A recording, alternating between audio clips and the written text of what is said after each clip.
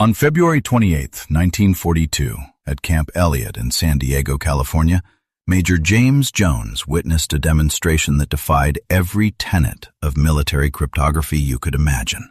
As his pencil poised over the notepad, 4 Navajo recruits, men who had been enlisted in Los Angeles only days prior, were transmitting complex battlefield directives in a mere 20 seconds, a task that would have demanded 30 minutes for standard encryption machines. The vocalizations streaming through the radio receiver were utterly alien to the Major's ears, yet these operators decoded each transmission instantaneously and with absolute precision. Major Jones possessed 2 decades of experience in military communications, meaning he understood that the integrity of codes and ciphers often determined the victor in warfare, and he was acutely aware that Japanese intelligence had successfully compromised every American system currently deployed.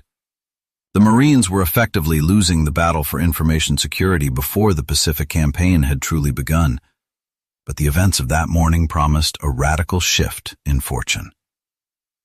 You will see how those 4 men became the vanguard for 420 Navajo Marines who eventually devised the only indecipherable code in modern military history, a cipher so flawless that Japan's chief of intelligence later confessed they never approached a solution.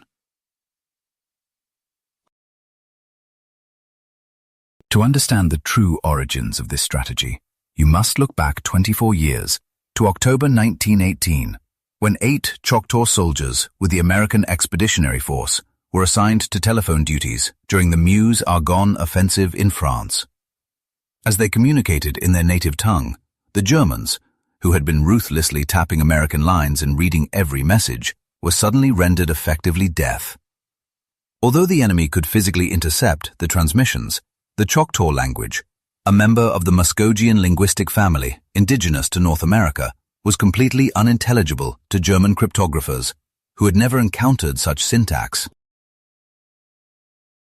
While these 8 Choctaw Code Talkers provided a decisive tactical edge during the final months of World War I, the military hierarchy failed to institutionalize the lesson, allowing the program to dissolve once the armistice was signed. This innovative achievement remained buried in administrative archives until the catastrophe of December 7, 1941, exposed a terrifying reality regarding American communications security. It became evident that Japanese intelligence had spent years preparing for this conflict, allowing their codebreakers to decipher American transmissions, including the gray code and the brown code, almost as rapidly as you could send them. By the onset of 1942, the strategic landscape had become critical, with the enemy intercepting radio traffic and unraveling encryption within hours or even minutes. They even utilized their fluency in English to inject false orders and orchestrate deadly ambushes. Major Howard Connor, who was destined to command the Code Talkers at Iwo Jima, articulated the severity of the crisis by noting that every mechanical device and cipher system the United States employed was being systematically dismantled by brilliant Japanese cryptographers. The military desperately required a method that was entirely unprecedented, something the enemy could not study, anticipate, or decipher, even if the physical equipment fell into their hands. Beyond their vulnerability, existing American encryption methods were plagued by dangerous inefficiencies. The standard M94 cipher machine demanded 30 minutes to encode a simple 3-line message and another 30 to decode it, a fatal delay in the fluid combat environment of the Pacific. The solution would come from Philip Johnston, a man born in Topeka, Kansas in 1892, who, despite not being Navajo himself, had been raised on their reservation in Arizona from the age of 4 by missionary parents. Immersed in the culture, Johnston had achieved such fluency by age 9 that he served as an interpreter for a tribal delegation lobbying for rights in Washington, D.C. As a teenager, he was one of perhaps 30 non-Navajo individuals globally who possessed any command of the language, and after serving in World War I, he settled into a quiet life as an engineer for the Los Angeles Water Department. By December 1941, the 49-year-old Johnston was thoroughly removed from his reservation upbringing, but a newspaper article he read in February 1942 regarding army maneuvers using Native American languages sparked a revelation. Johnston grasped a nuance that escaped most others in America. While other tribal languages had been studied, the complexity of Navajo offered a unique tactical opportunity. He understood that Navajo, a member of the Athabascan language family, was not merely difficult but virtually impenetrable for an outsider to acquire. At that time, it possessed no alphabet and no written tradition until missionaries devised one in the 1920s, relying instead on complex tonal qualities where meaning shifted entirely based on pitch and emphasis. Its syntax held no structural parallels to German, Japanese, or any other major language, and while Axis powers had sent scholars to study the Cherokee, Choctaw, and Comanche tribes between the wars, the isolation of the Navajo reservation had kept their language secure from foreign analysis. Acting on this insight, the very next day, Johnston approached the Naval Office in Los Angeles with the proposition to utilize Navajo speakers as radio operators, arguing that the Japanese would never break the code because they lacked any reference point or entry into the language. Granted 2 weeks to prove his theory, he recruited 4 volunteers in Los Angeles and transported them to Camp Elliott on February 27, 1942. At 0900 hours the following morning, Major Jones and Major General Clayton Vogel gathered with a group of skeptical staff officers in a communications room, fully anticipating failure, as Johnston separated his team into 2 rooms 50 yards apart, linked only by a field telephone. Major Vogel initiated the pivotal test by handing the first pair of recruits a message written in English, which warned that the enemy was expected to launch a tank and dive bomber attack at dawn. Without hesitation, the first Navajo man seized the field telephone and relayed the critical information in his native tongue. Within a mere 20 seconds, the receiving recruit had transcribed the communication back into English, capturing the phrase, "Enemy tank dive bomber expected to attack this morning," almost verbatim. In stark contrast, a standard machine translation would have required 30 minutes to process, and relied on codebooks that were perpetually vulnerable to capture.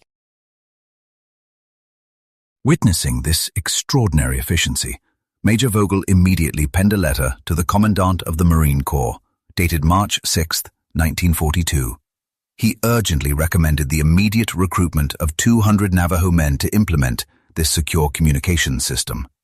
The Corps authorized a pilot program consisting of 30 recruits with the explicit stipulation that if this experimental platoon proved successful, the operation would be significantly expanded. On May 4, 1942, 29 Navajo men departed from Fort Defiance, Arizona, embarking on a journey that would take them first to Fort Wingate, New Mexico, and finally to the Marine Corps Recruit Depot in San Diego. These individuals, who would go down in history as the original 29, endured 7 weeks of rigorous, standard Marine Corps boot camp. Following the graduation of Platoon 382 on June 27, 1942, the group was immediately transferred to Camp Elliott for specialized training. Their unprecedented mission was to construct a secure military code using their own language, a task that proved incredibly formidable, given that military communications relied on hundreds of technical terms. Concepts such as battalion, artillery, and submarine had no direct equivalents in the Navajo language, forcing the recruits to innovate a completely new lexicon. Their solution was nothing short of brilliant, resulting in the creation of 2 distinct code types that would baffle enemy intelligence. The first method was an alphabetical system where Navajo words were assigned to each English letter. But to thwart frequency analysis, they selected multiple terms for common characters. For instance, the letter A could be represented by Wolachi, meaning ant, Belasana, meaning apple, or Tsenil, meaning axe.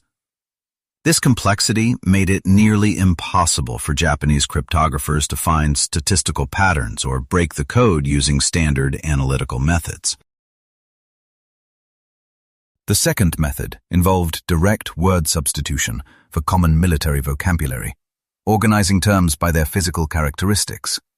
A submarine became besh-lo, translating to iron fish, while a battleship was designated as lo-tso, or whale. Fighter planes were referred to as dahi-ti-hi, meaning hummingbird, and a bomber was called jay-sho, the Navajo word for buzzard. This system, linking ships to fish and aircraft to birds, made perfect intuitive sense to the native speakers while remaining utterly impenetrable to outsiders.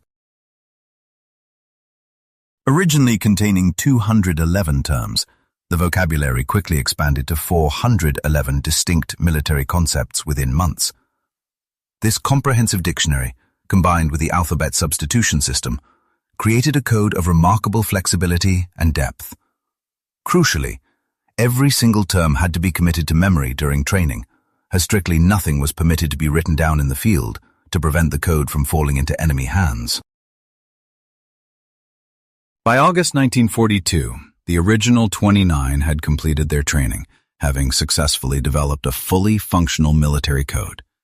They demonstrated the ability to encode, transmit, and decode messages at velocities that astonished their instructors, leading to their deployment to combat units later that year. The initial group was assigned to the 1st Marine Division during the campaign at Guadalcanal, arriving in the combat zone on August 7, 1942. Upon arrival, they immediately went to work, and within hours, they were broadcasting battlefield communications over open radio channels in their native tongue. The efficiency of the operation astounded Marine commanders. Messages that previously required 30 minutes to encode and decode now traversed the airwaves in mere seconds. Critical data regarding artillery coordinates, enemy positions, and troop movements were transmitted instantly from the oppressive heat and humidity of the Solomon Islands, all while the operators worked around the clock. Operating from foxholes, forward observation posts, and command centers, they maintained perfect accuracy in their transmissions despite the chaotic environment. However, the Code Talkers faced a unique and dangerous challenge from their own side. American Marines, unfamiliar with the Navajo language, sometimes mistook them for Japanese infiltrators. The rapid speech patterns and guttural tones sounded nothing like English, leading to several harrowing incidents where Code Talkers were held at gunpoint by fellow soldiers who suspected they were enemy spies. To mitigate this risk, Command implemented a solution requiring each Code Talker to be assigned a personal bodyguard. These protectors were tasked with ensuring the safety of the communications specialists, shielding them from both enemy action and the tragic possibility of friendly fire.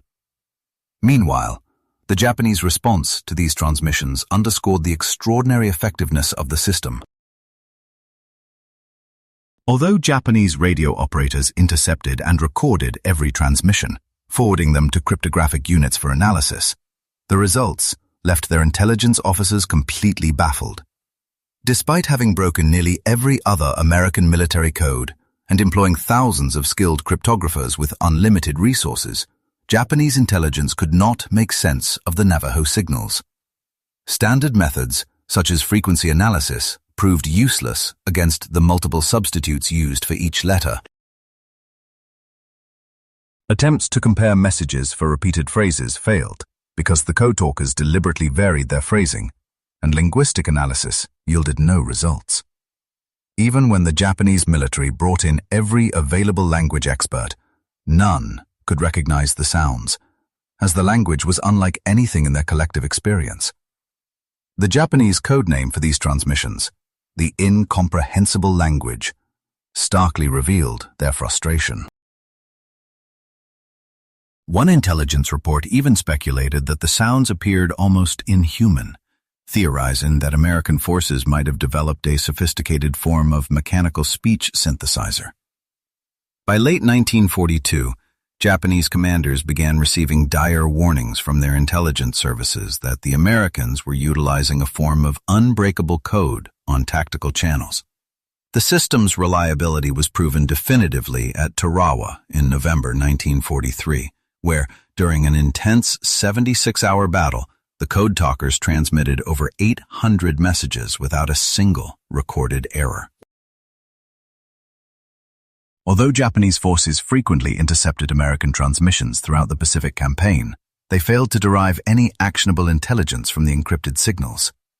During the amphibious assault on Peleliu in September 1944, Navajo Code Talkers served as the operational backbone, coordinating all communications between naval vessels, aircraft, and ground troops for 73 days, under some of the most harrowing conditions of the war. However, the ultimate test of the system's resilience occurred on February 19, 1945, during the invasion of Iwo Jima, the largest amphibious assault in the Pacific theater.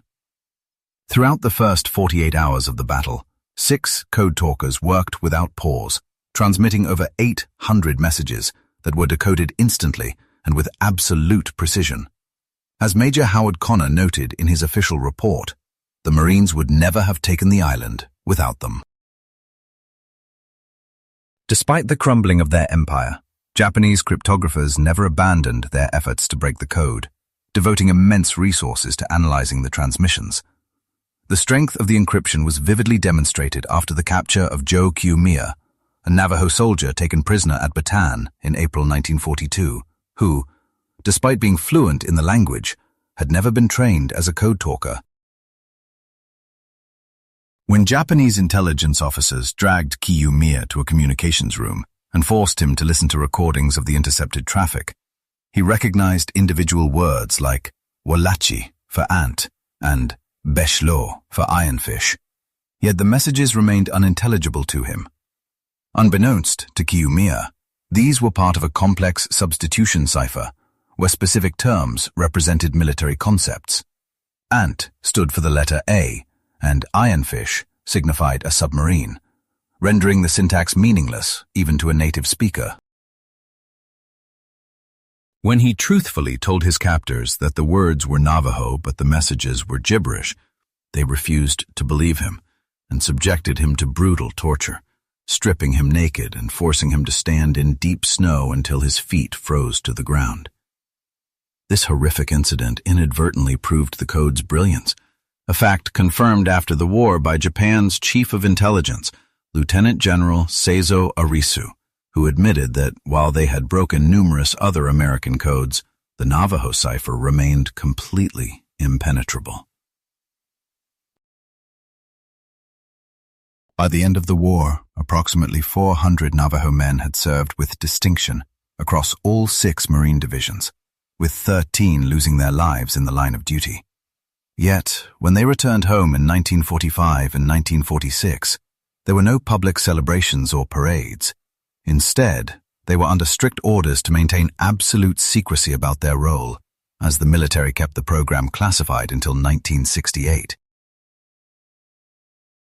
For 23 years, these veterans were forbidden from discussing their service or sharing their experiences with anyone outside their immediate circle, a silence that contributed to deep isolation and what is now recognized as post-traumatic stress disorder. Public recognition arrived slowly after declassification, eventually leading President Ronald Reagan to declare August 14th as National Navajo Code Talkers Day in 1982, and later the awarding of gold medals to the original 29 members by President George W. Bush in 2001. President Bush's remarks highlighted the profound nature of their achievement, describing it as a story of an ancient people called to serve in a modern war, using the only unbreakable oral code of World War II. These young men brought honor to their nation and victory to their country, a feat made all the more poignant by the bitter irony that many had been punished in government boarding schools for speaking the very language the military later relied upon. This willingness to use their native tongue to save American lives reflected a patriotism that transcended a history of systemic injustice, even though many struggled to access veterans' benefits upon returning to reservations that lacked the infrastructure to support GI Bill programs. Despite these hardships and centuries of discrimination, Native Americans have continued to serve in every American war at rates higher than any other ethnic group, a legacy embodied by Chester Nez, the last of the original 29 Code Talkers, who passed away on June 4, 2014, at the age of 93. The mathematical impact of the Code Talkers is difficult to quantify, but undeniably significant, characterized by tens of thousands of error-free messages transmitted over 3 years of combat, and a reduction in communication time from 30 minutes to just 20 seconds. Their success demonstrated that human language and cultural memory could provide security far superior to the most sophisticated cryptographic machines of the era, leaving a legacy that extends well beyond their service in World War II. These men fundamentally altered the way America perceived its indigenous populations, proving that Native American linguistic traditions were powerful assets rather than liabilities. While fewer than 200,000 individuals speak Navajo today, and the language faces undeniable struggles, the heroic legacy of the Code Talkers has inspired a robust effort to preserve and revitalize their ancestral tongue. By transforming a dialect once marginalized by society into one of the military's most prized tactical tools, they demonstrated the formidable power of indigenous knowledge. Their service stands as a testament to the fact that diversity reinforces national defense rather than diminishing it, turning cultural distinctiveness into a strategic strength. Leaving Japanese codebreakers in a state of utter confusion, the Navajo Code Talkers provided American forces with the decisive edge required to save countless lives and secure victory in the war. They accomplished this historic feat simply by speaking the language of their people, a complex code that remained impenetrable precisely when the nation relied upon it the most.